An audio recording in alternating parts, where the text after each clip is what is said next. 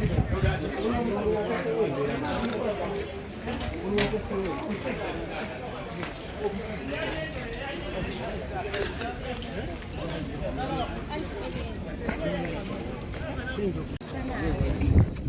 this I didn't expect it. For us, we are here for you. Okay. You're welcome. Thank you. Finally, you're here. Yeah. At least we got that.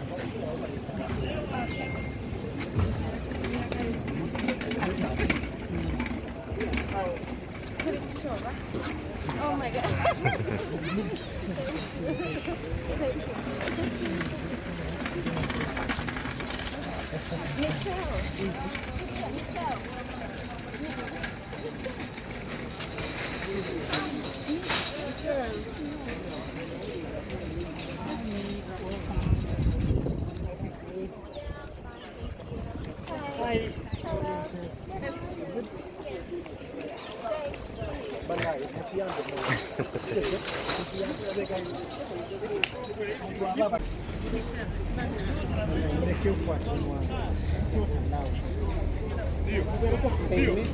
Kati kwalina okuba sita naye bano ba sita omama mikulikayo. Nice to meet you. Mami tusonyiwe reaction eno netwa tusonyiwe tetuli bwe tutyo. Tusonyiwe nyo mami. Sita sigala sita.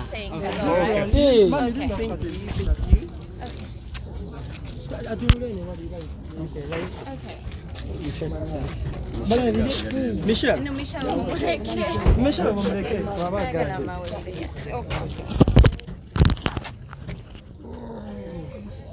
I hope my hair is okay. Tane, welcome back from where you have been all along. Thank you. How is the situation so far? Mbeera eri ekya gy'obadde. Embeera nnungi bw'ontunuulira olaba ki? Amiina mukama mulungi nange nsanyusa okubeera wano. Mu budde bwennyini obutuufu ng'endongo efuuse endongo wano. Really mbadde simanyi. Federation bigenda mu maaso bitobadde obiwulirako ebya federation. Yeah, mbadde mbiwulira. I've been following. About the federation. Ogwawa federation ne wuma ogwawa. No, engeri gye naakajja I'm yet to ascertain which one is the right one ekubeeramu. Because at the end of the day nange sagala kugwa wantu what are benefiting me as an artist. Yeah, so I'm yet to find out. Okay. Tell us about we are even expecting to have the first ever female battle mu Gwanga, Shiba versus Cindy on the same stage. Okay. Tukusuubire ku ogwawa wenga legendary mu industry. Neta natkati nze ng'omuyimbi I support both of them, but I believe the battle is a money making event, so I support them to go for it and make money but not fall out. That's the most important thing, because everything else can fall apart, but friendship is a very big thing and it shouldn't be lost. So they shouldn't look, they should look ahead. Balabenga omukwano tegugwawo. Tugambe nti kyekino ekiseera abakyala okubanga nabo babatolinga kuba luli emabega tubadde na bato z'abasajja nga ze ziriwo. Yeah, it's very okay. I mean, that's business. So si kibi as long as techita friendship eli wote chileta wompalana, it should be for the good of both of them and nothing otherwise. Yeah. Ensonga z'obusumba zituusizaawo. Amundeke kati kangende ndowooza Ayogedde ekimala bambi omwana ali musana nange gunzita. Omusama waffe nga tumaliriza. Sooka oyogere ku nsonga y'emikolo. Ekyo sibijje kubyogerako. No, I'm loving God and that's all that matters. Yeah, so that's enough, my dear. Kangende. Neta bambi kangende. Wanje. Osembalira abannayuganda bakulaba mu ggwanga ozze kukola kiddala ddala. Oludde nga tulabika wano. Nze kuwumulako. This is home. Yeah, nze kuwumulako omwana ali mu holiday la muleese. Michelle oze naye. Yeah. Twamulabako ne mutabani wa Dr. Jose Chameleon. Abantu ne batandika okubisala. Abagamba munnange. We live in a society. No. We live in a society where male and female can be friends, so we should embrace it and not have to create words and ebintu ebitaliiwo. It's not necessary. They are young kids. We need to protect them. Nakachogera until they are young children, they need to be protected. So I can't speak anything beyond that. Yeah, it would be sort of like nga avume eddembe ly'omwana okwogera in that kind of direction as a parent. I can't do that. So I would expect every mature person to act the same. Ku nsonga ya music, biki by'otutegekeddekedde kuba abawagizi ennyonta ebaluma nnyo. Ennyonta ebaliwo eti mami tusobola kitegeera. Ebintu byange Mukama yabitegeka. When the right time comes, I'll release music. Yes. Bambi kangente. Akadde katuwe tweyanza nnyo. Okay. Naye n'ekirala akasembayo. Ojjidde mu kaseera kukuba nti music abakyala bagera okuba batolina mu ngeri emubera. Tukusuubira okubeera ku bivulu ebyo by'abayimbi ababiri abakyala n'abakyala kozi bayiriyo lunaku lwe lumu venue y'emu. That is Cindy and Shiba. Bwe naba wendi, I would attend because I support the business. But I'm not sure I'll be in the country. Yeah.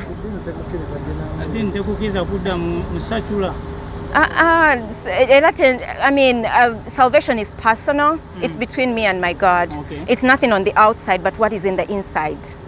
So, they need to stop judging people basing on the outside because you don't know my relationship with God. That's all that matters. So, man of God, Era ntegedde by'oleeta. He's my friend. Okay, besides that, yes, he's your friend. Yeah. Era twogera mukwano gwange. Twogera ne mikwano gyo? Kati ndowooza okitegedde. So let me go. Ate muweereza obubaka aba mukwano gwange nga twogera mbumuwa direct.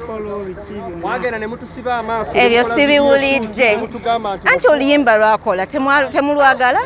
Oluyimba lulungi nnyo osanga tunaakola olulala. Guys, have a good one. You never know. Anything can happen. Mama tusubire EP yonna ekuva gy'oli. With God all things are possible. Yeah. Bambi mwebale nnyo. Mbagala nnyo. Thank you for coming all the way.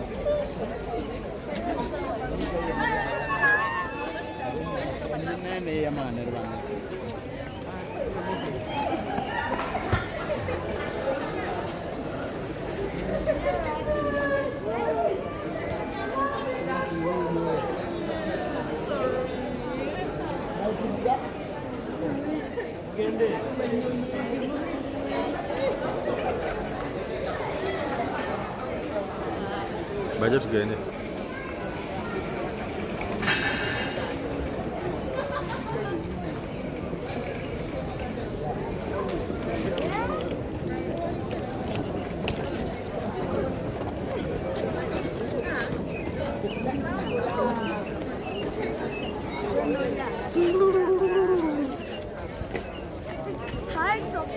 Hi.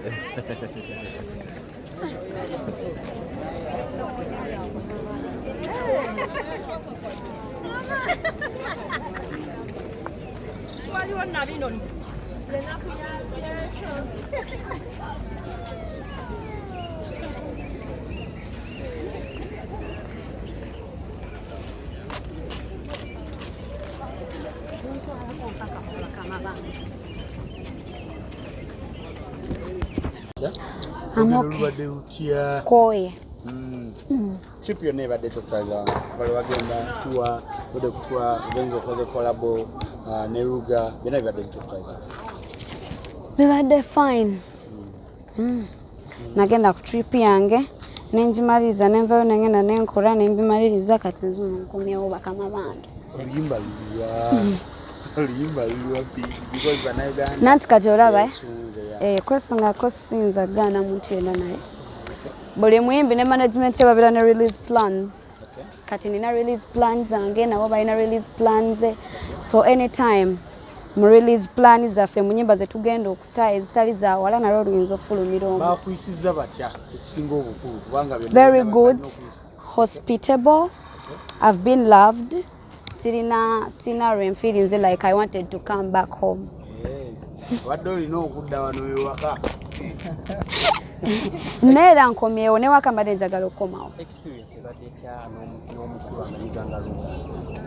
My whole journey was okay. My whole journey was happy. My whole journey was successful. My whole journey was blessed. Eno trip yo so say changu tandika music business wise. Kibadde kitya feelings otya? It was somehow ebintu bibadde bipya somehow, but it was okay because of course I'm already in the business manye ekyokukola. so ebisinga badde mbikwasaganya professionally then ebyange byokunyumirwa ebimu bibadde byange nga bipyanga nyumirwamu nga ngetinga surprise nga nkolamu ne kubyenjagala ng'omuntu. Timu empya gyokola nayo yabasponsorinze olugendo luno oba gwakyekwasiganyiza ne mamiwa? They sponsored this journey from the beginning, but nalinamu already journey yange yali awo wakati, so date zakolidinga, so nensoka ngenda ku journey yange ya Egypt, then emana ngenda nekwasaganya nebya business, but they were there to support, bateekamu sente zaabwe ne ngenda ku journey eri endala ya Nigeria, then already nali booked Egypt nenzigata biri went. Management yatugambye akayimba Believe esayo nana akagenda kuba kafuluma era tukalinze twaga kumanya ni yawandiise ani yabadde ku production era video tugiyimbe ddi. Lwaki mwagala nzijula ebitannajja? Kyetubadde tusinga okwetaaga okumanya ku byonna at least otuwemuko. I'm safe, I'm back, I've promised business, I've promised a release in less than what? No time, mnyenzo bawa estimation time. Nembera awo nga mwena mulindiridde, but expect a release because zengo omuntu nina kati okutola oluyimba single eyange because I was so much in the comfort zone lately. Mbadde nawumuzamu releasing music. So I'm releasing a song, a single, I think in this week, before this week ends. Then by time wetambulira ngenda kutana olulala. Experience yabadde etya kubashe manyi nti no oli muyimbi Nigeria gamu mu Africa gamu kumaga gasinga kola bulungi musically experience ogirabye otya side eyo ngeje bakwasiganyamu endongo yaabwe kyozo gamba nti kino nkizeeyo kusinanga. I've learned a lot musically. Naye nga n'abalala abatatugambako ku byabwe bye bayize nange sijja bagamba byange nja biteeka butesi mu music wange mulabe ekyenjawulo ekinambaamu omulala gwe naafuluma.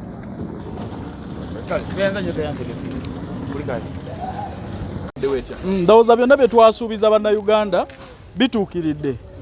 Mwalaba bwe twatandika jjana eno era twavaayo ne tubagamba nti tutadde ssente ku mmeeza zisapootinga omuyimbi. Ekintu omuyimbi kyakkaatiriza era byabannyonnyodde eyo gye tutabadde. Pink tumwagaliza birungi ngera bye twagaliza abayimbi abalala era njagala okumuyozaayoza n'okumukulisaayo mu butongole nti nga ttiimu Kawumbi eyakera ne musindika ebweru agenda akwasaganya emirimu emirala n'ebyo byabaddemu ebyattuwa ebirala tukyakwataganira ddala ne mu bintu bingi ebisinga awo. Okujjako nga waliwo ekirala egozi ly'omwogezi olulimi waliwo ekirala tobuuziza ku donasiya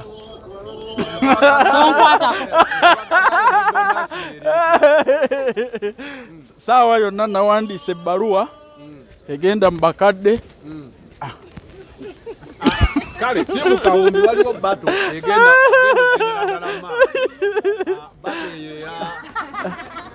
Shiba esindi timu Kawumbi mugenda gulira wa ticket era bato kugibere ku side ki. Fe nga timu Kawumbi tu supporting abayimbi bonna kasita kye babanga bakola bagenda kuteeka ku mmeeza zaabwe. Tetuliimu njawukana zonna mu bayimbi bonna. Omuyimbi kasita abanga akola ekyo ekimwongerako ekyeyongera ku akawunti ye ekiba kemmere gye kissa ku mmeeza ye tukiwagira. Tujja kuwagira Shiba, tujja kuwagira Sindi. Ate kituyambye nnyo nti bonna bali wamu. Nti bonna bali wamu. Ekyo kye twagalira ddala abayimbi beekulaakulanye kyova olaba nti ffe tuteeka akawumbi ku buli talenti.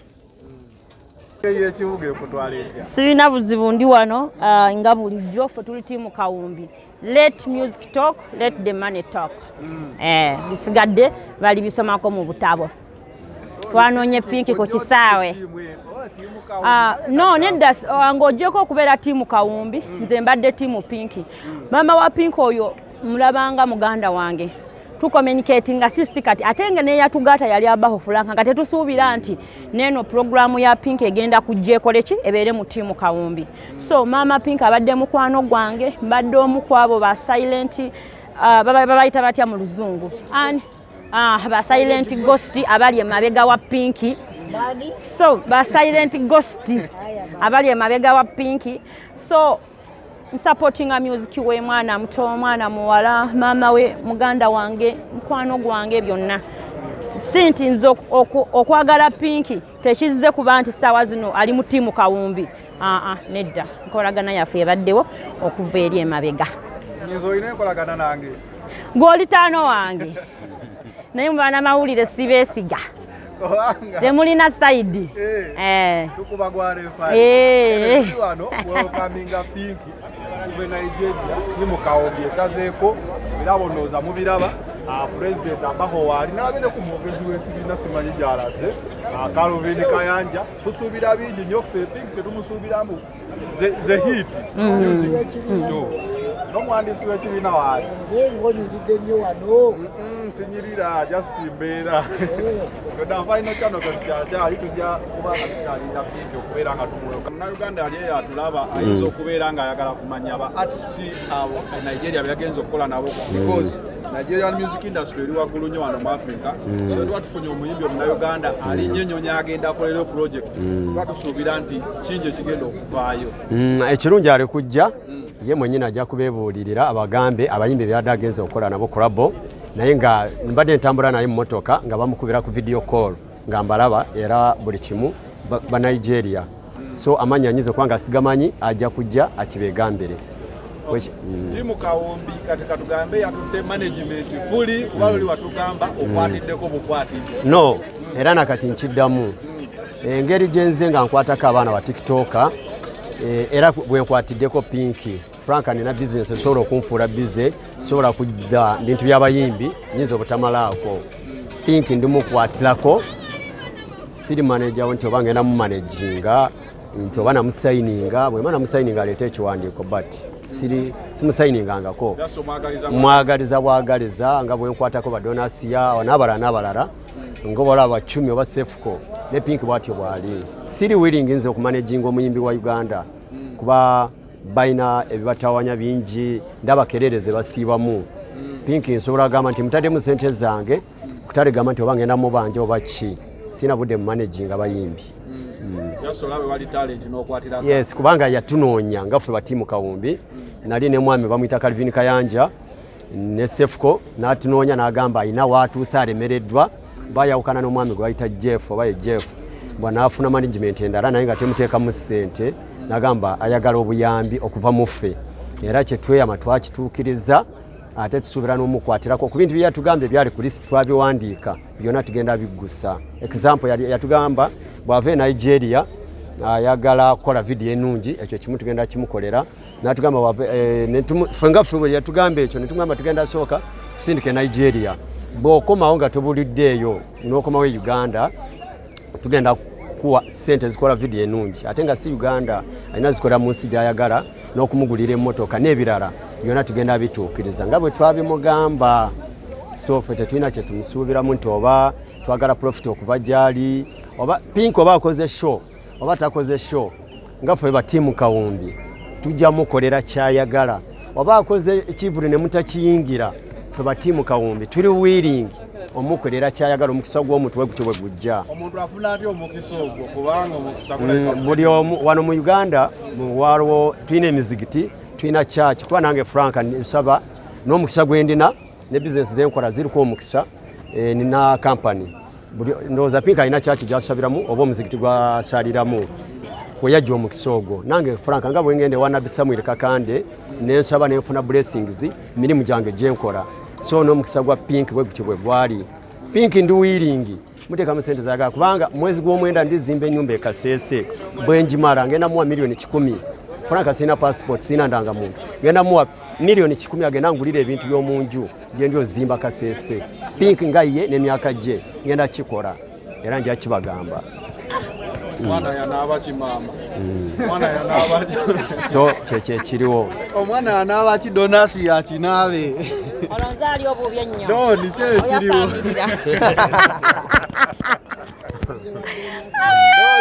Bannayuganda ninawo obubaka obutalinda nga buntumiddwa musajja wa Katonda Omulanzi Jafari asangibwa e Nakisunga ng'oyitidde Mukono wa Antony. Abalondoolwa ebizibu eby'enjawulo ebibatunuza mpulunkanyi ng'owetulwala musa abangi ng'amajinni, emizimu, abaagala n'abayuugayuuga, omuntu walemedde mu kkomera n'ebirala. Bw'otuuka ewuwo ojja kukuba ssemukiti ng'embwa eyogereza. Musajja wa Katonda agenda kukwatako bukwasa akoomera essaala olwo akajagira kalamule ate nga n'akasiimo kaleeta omaze kulabako. Omulanzi Jafari alimu n'amaanyi ag'ekisalaziba nga bw'oyota ku kyoto kye kino ovaawo emikisa egyesiba gitadde n'ebizibu okukalirawo. Omulanzi Jafari mwangu okufuna ku nooti 7 nooti 38888 oba nooti 783 9888 13.